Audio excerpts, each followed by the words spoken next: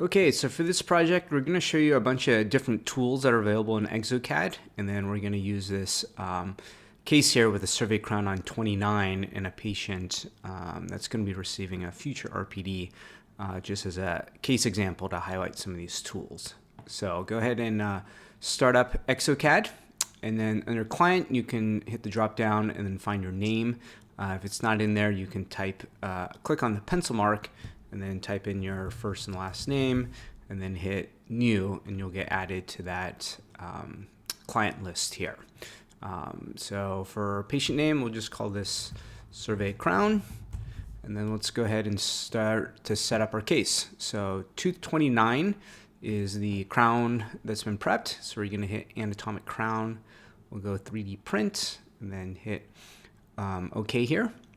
And then for the other teeth, that's going to be our abutment teeth for our RPD, we can hit click on the tooth, and then this time we're going to go for mock-up, and then here we are going to do a virtual extraction so that we can make a copy of that tooth. So we'll hit OK, and then what you can do is simply click and then drag that mock-up to the other teeth that also are going to be mocked up.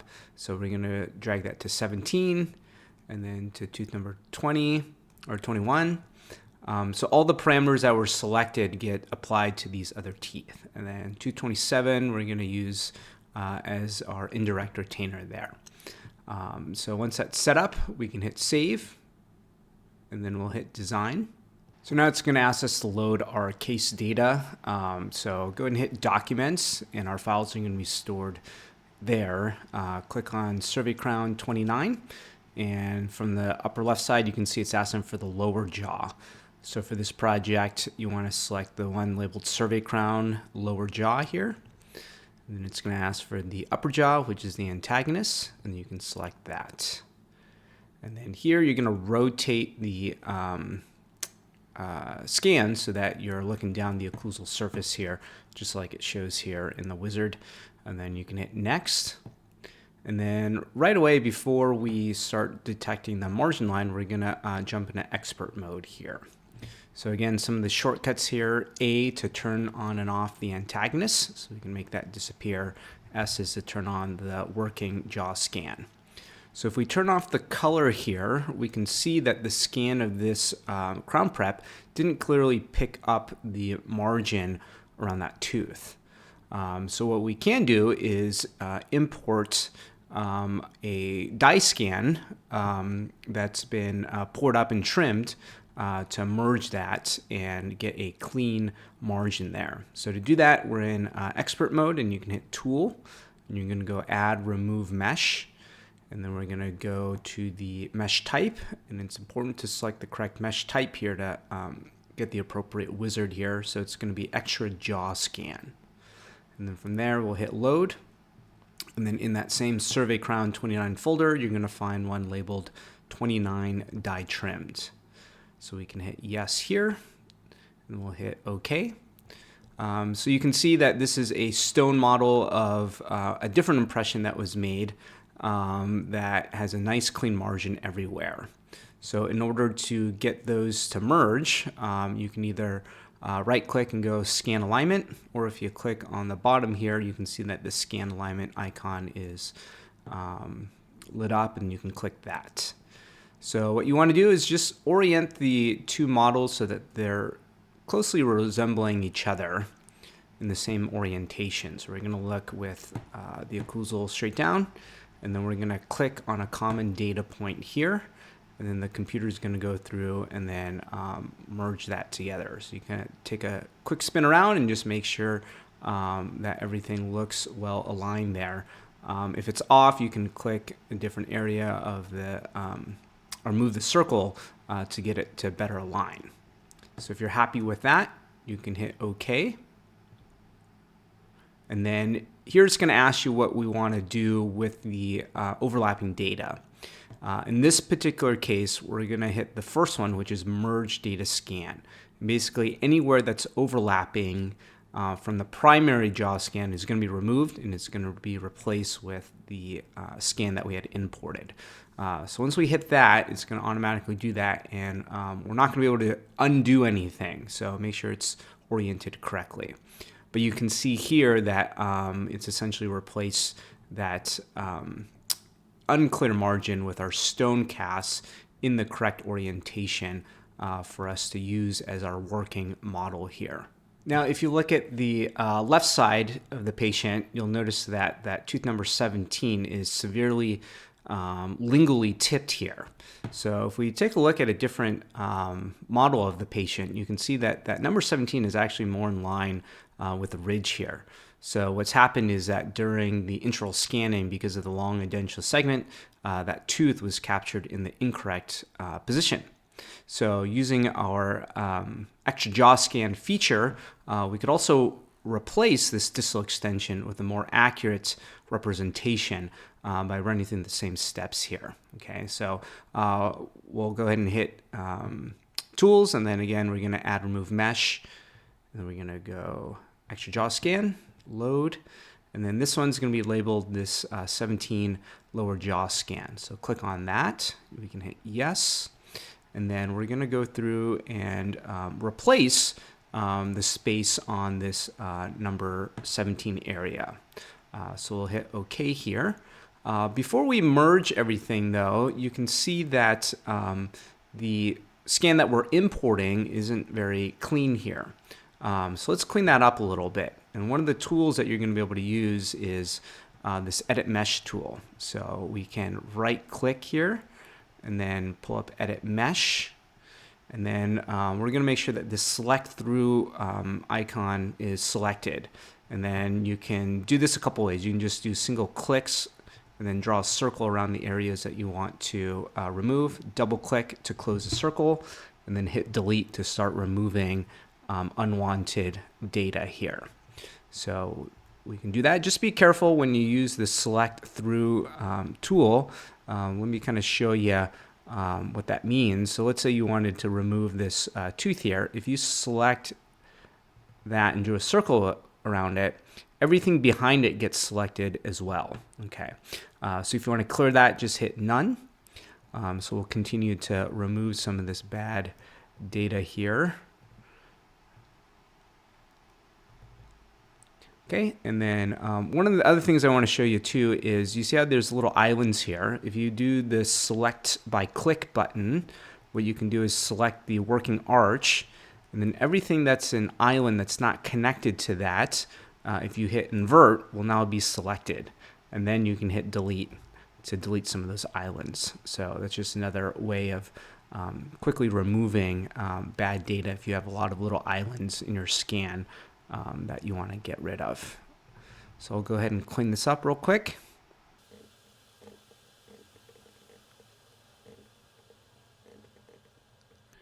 Okay, so that's looking pretty good. So we'll hit OK here. And then we're going to go back and then merge those two scans. But before we do that, we're going to need to remove the distal extension part of our original scan. So again, we're going to do that by going to Edit Mesh and then draw a line right about there. So leave a couple millimeters here from that free gingival margin of the neighboring tooth, and then we can hit delete. We'll hit OK.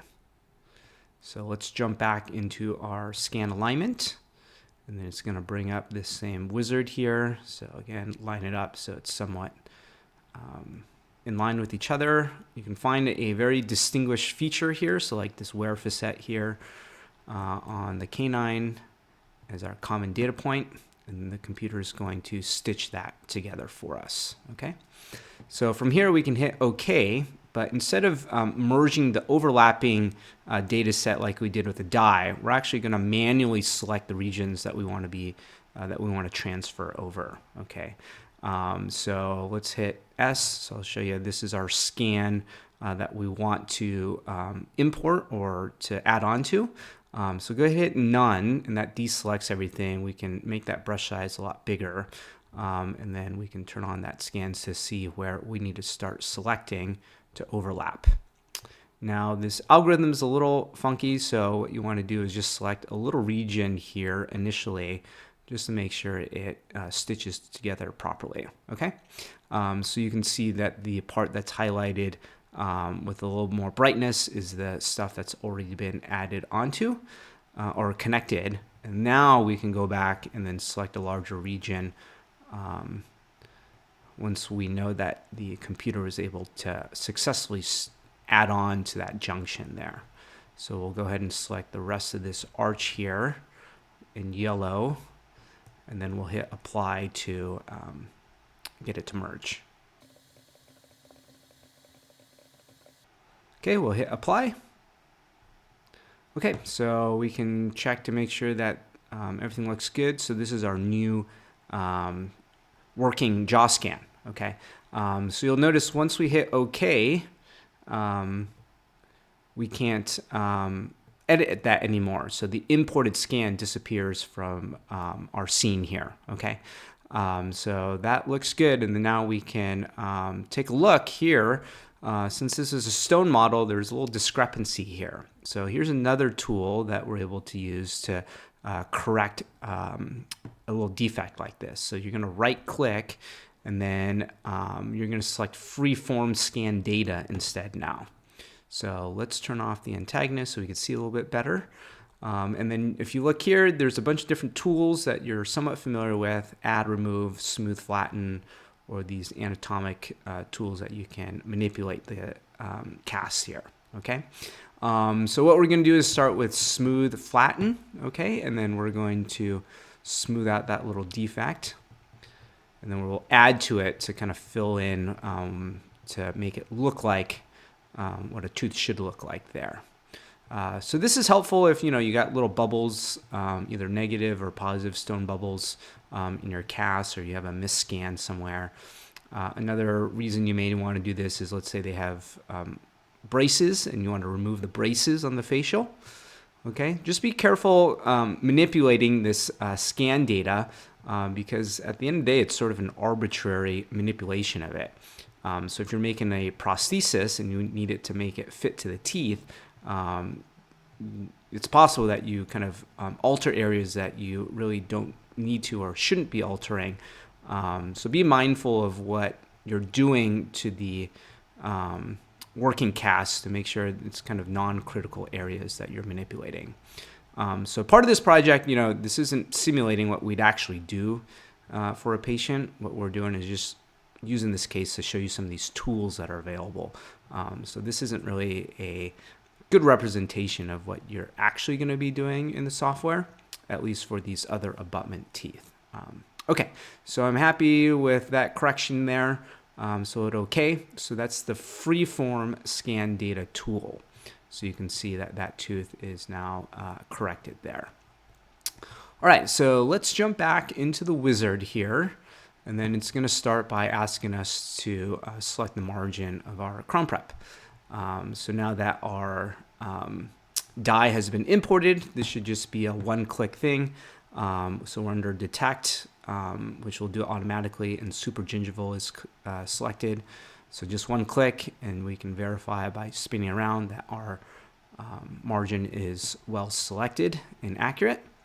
Now this is options to change our cement spacer here. Okay, so if you look where it's yellow, this is having an 80 micron spacer, and then where it's highlighted green, you're having no spacing in there. If you click on the border tab, you can see this little image here. So there's other options there to further customize things. I'm going to turn these down. I don't want any horizontal compensation. And then we're also going to turn off the angle so you can see that this is kind of just going to be flush to that margin here. Okay, so we can hit next here, and then now it's going to ask us to do the virtual extraction and copy of our abutment teeth here. So tooth 17, we're going to hit direct copy, and then from the occlusal view, we're going to click right on top of the occlusal view, and it's going to virtually select what the tooth looks like and virtually extract it. Okay, so you can see it didn't do a great job of selecting our tooth there. So in order to correct that, we can hit margin, and then you can see the lines or the circles that you use to trace it. So you could either click on the circles and kind of manipulate that back to where it should be, or you can click clear all points and then manually click where you want it to be. So we can do that real quick, and then we just kind of draw around the free gingival margin here to select the outline of our tooth. When you get to the end, you can double click, and then you can still have the option to correct any of the circles that you want if you didn't like how they were placed. If you want to get rid of a circle, you just click on it, hold it down, and then hit the delete button to get rid of that. So this is looking better. We can hit apply to make those changes, and then you'll see the outline of the tooth in white there. Okay, so that looks better, and then we can hit next. And then we're going to do the same for each of the other teeth here. Again, hit direct copy, look from the occlusal, and then click on the tooth.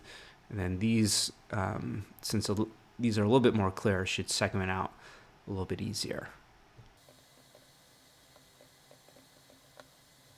Okay, so once all these have been segmented, we can hit next, and then now it's asking us to place the tooth for tooth 29 and get our wax up ready.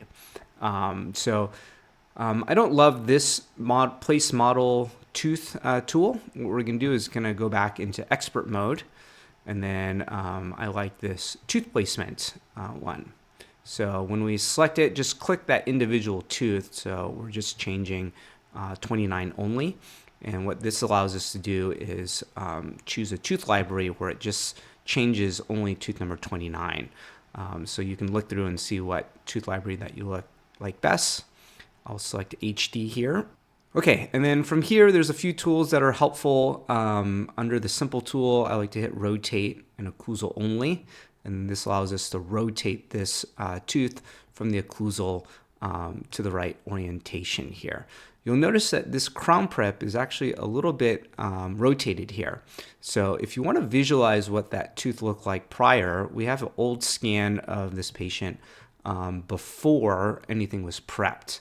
So if we hit OK out of that tooth placement, we can now go back to the tools since we're in expert mode. And again, we can add and remove mesh here. So let's add back that scan that we had. So instead of clicking on extra jaw scan, we're going to hit generic visualization mesh. So we'll hit load, and then we're going to select that same number 17 here. And then we'll hit yes is fine, because we're going to now align the meshes here. Okay, so let's left click, and then move that to a different orientation. And then we're going to turn off full anatomic. And then we're going to click on align meshes here. So this is our floating scan that we want to import or align. And again, we're going to select 3 common data points that are easy to identify. So let's go incisal edge of the canine, incisal edge canine here. We'll go to the midline here.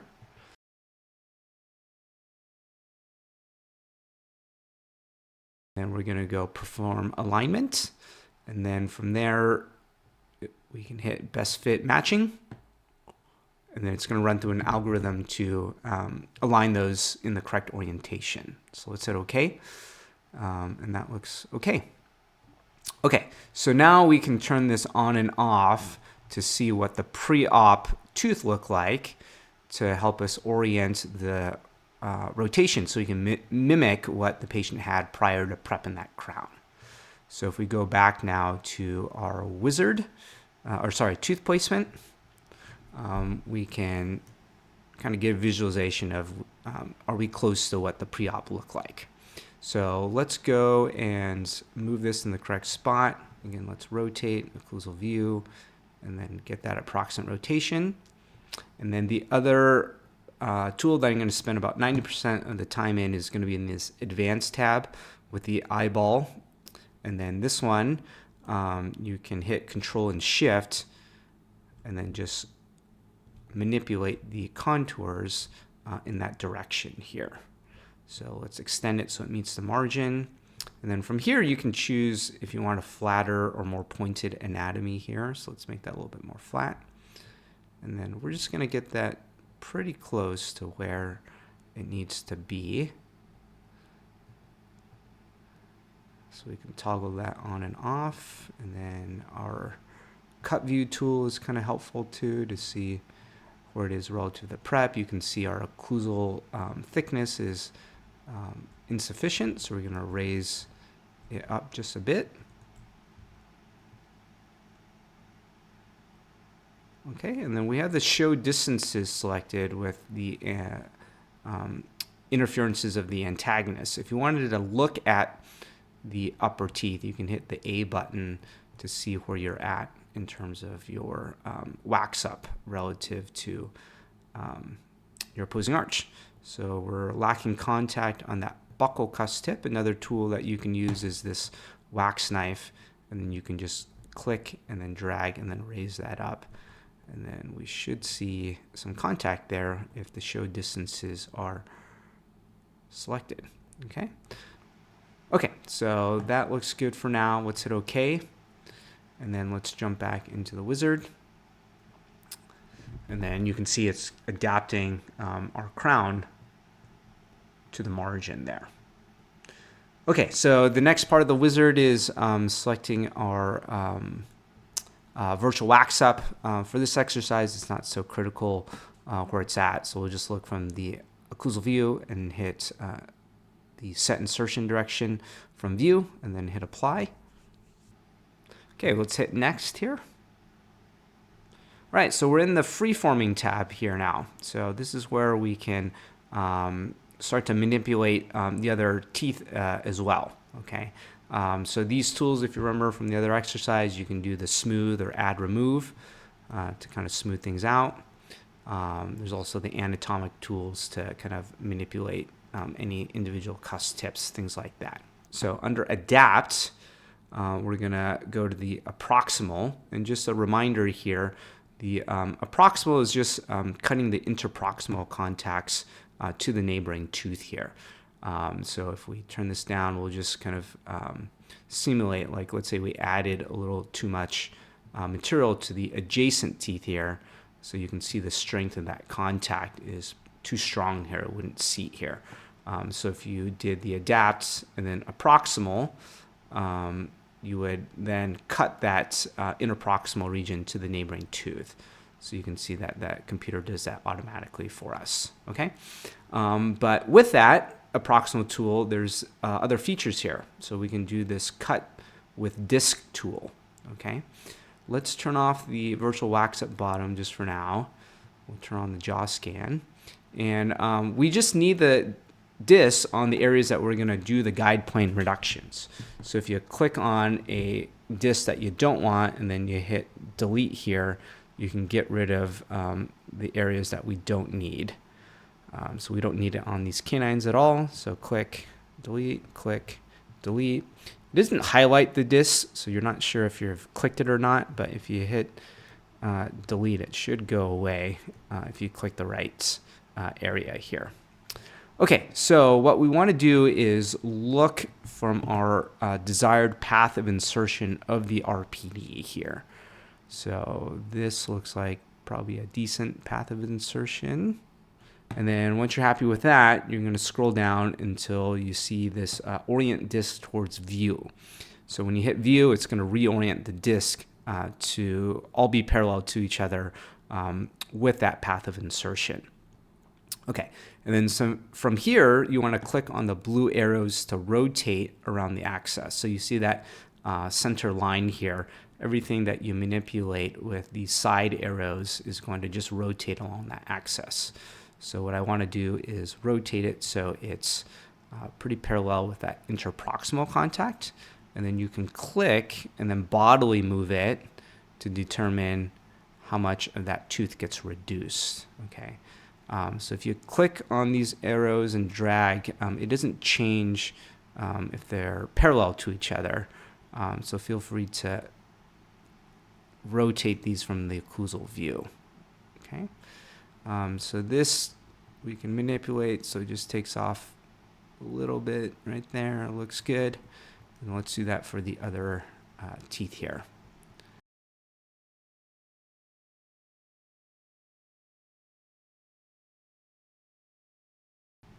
Okay, so whatever's peeking out through those little windows is how much tooth structure the software is going to cut away. So let's go to adapt again. And then here, once we're happy with it, you're going to hit the approximal. And then let's hide the disk so you can see what happens. So you can see all these flat regions here. Okay.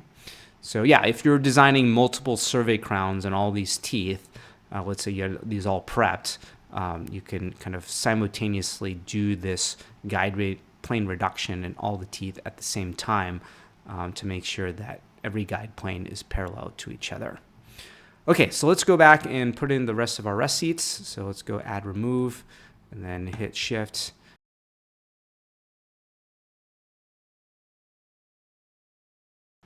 So if you want to check, let's say on this survey crown, if you have enough material thickness, you can do the cut view, click, drag, and then you can measure from the depth of that to the prep to make sure we're not violating that minimal thickness. So this red part here also gives you some visualization of the minimal thickness here to see if you're in violation of that. Okay.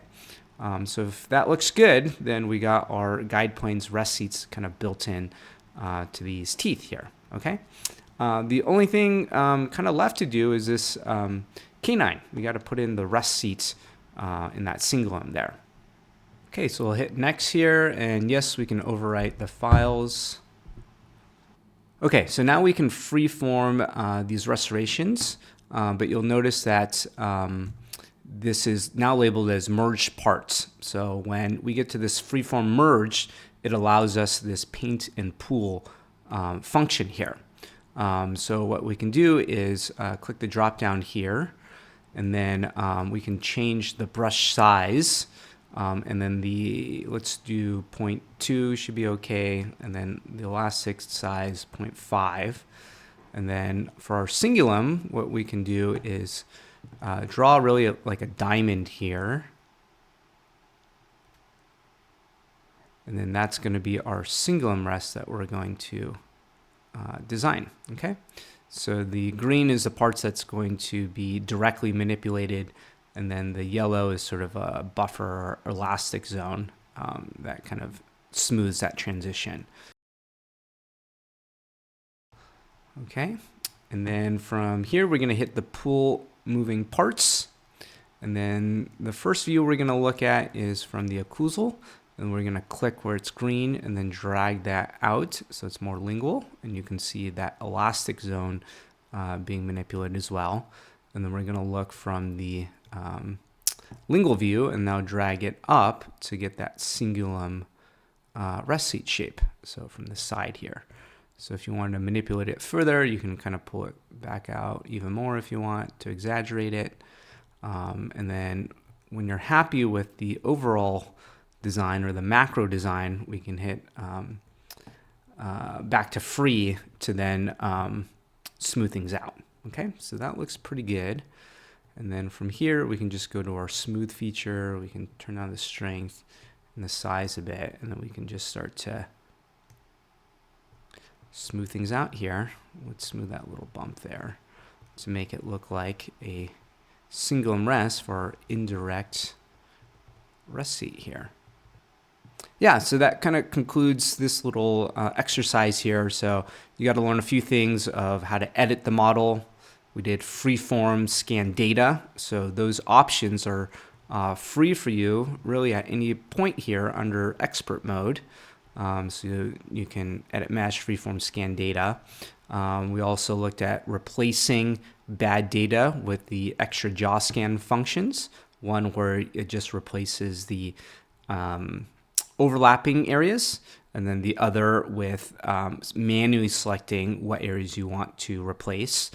And then we looked at the wax up features where we can do the rest seat preparations and also the guide plane reductions here. We also looked at importing an extra mesh here to look at the pre-op to see if it looks okay relative to what the tooth originally looked like if you were trying to mimic that. And then the other function we looked at was the paint and pool feature once we get to the merged freeform function to put in these single rests here. Okay, so yeah, a lot of different features here. Hopefully this case kind of highlights a bunch of them for you. So yeah, that wraps things up.